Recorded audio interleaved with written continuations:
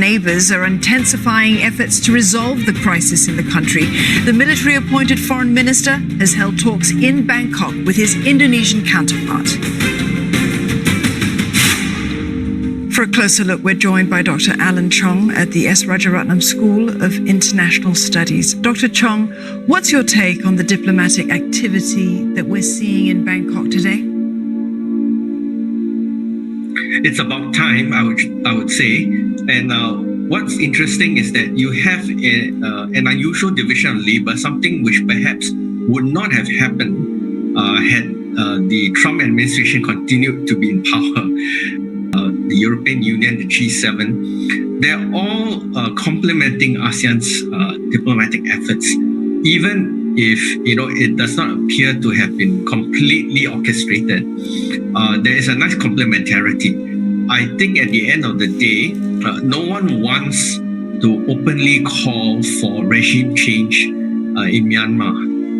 Change is not politically palatable to all of ASEAN, and of course, least of all to the United States, European Union, and so on. So ASEAN has to be the point, actor.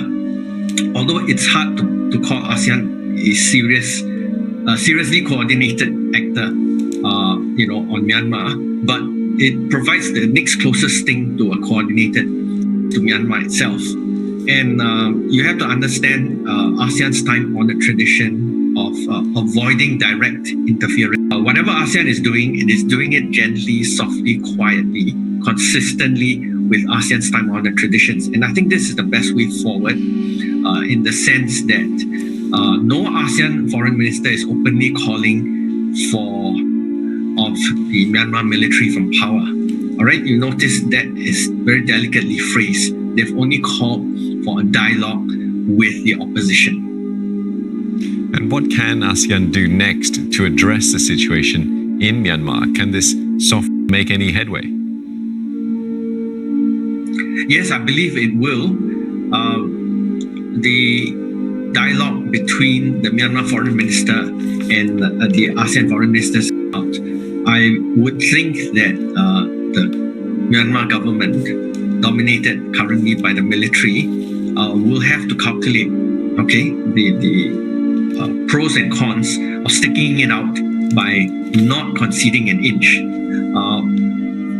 Again, one has to be aware that the protests in Myanmar are taking on a pattern that we have seen in Hong Kong and partly in Thailand itself, in the sense that it appears to have kind of broad cross-sectoral support groups, civil society, and definitely in this sense, when ASEAN foreign ministers very politely and gently call for dialogue, it is saving way out, because they can say that we can partly achieve our objectives, or they can even openly claim that they've achieved their objectives when they've forced the issue of whether the last elections held in November were legitimate, and pressure by ASEAN without actually spelling it out as pressure. The current military government can find a graceful way of retreating slightly to allow dialogue with Aung San Suu Kyi and her party. Dr. Chong, you've described ASEAN's actions thus far as the best way forward. You've described it as sort of embodying this time-honored tradition as you've described it. But is it time to rethink the principle? Principally, it was created to be an economic platform. No, it is something which I think ASEAN has not outgrown.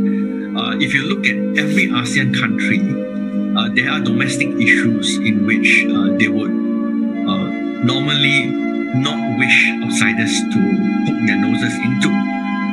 The issue of civil society, whether it is part and parcel of the organic nation in every ASEAN country, remains a matter of intense debate and differing interpretations.